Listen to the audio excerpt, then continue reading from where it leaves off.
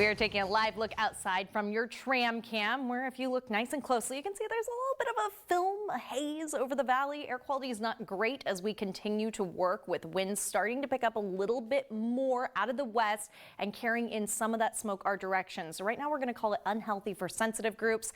Be cautious of that if you are going to be spending time outside this evening. You might be smelling some of that smoke.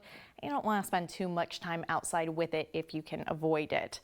High temperatures from today did hang out in the 110s. We hit 116 degrees for Palm Springs out in the East Valley. You can see 115 for Thermal. This was not record tying or breaking heat.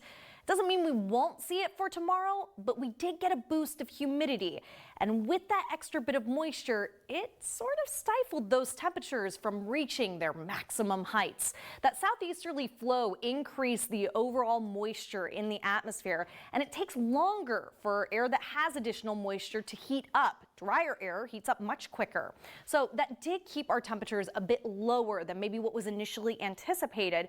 But given that it had additional moisture, you may have noticed it feeling slightly muggy out there. In fact, dew points continue to stay slightly elevated as we head into the evening hours. 50s, a couple spots out in the East Valley, getting close to the 60s, some spots even hitting it.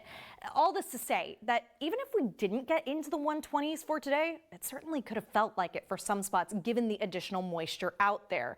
And again, this was just a byproduct of winds that got a little bit of a boost out of the southeast. It may have helped keep our air quality a little bit better during the daytime hours. But like I said, we are now starting to see those westerly winds pick up just a little bit more. So don't be surprised if you are smelling smoke out there.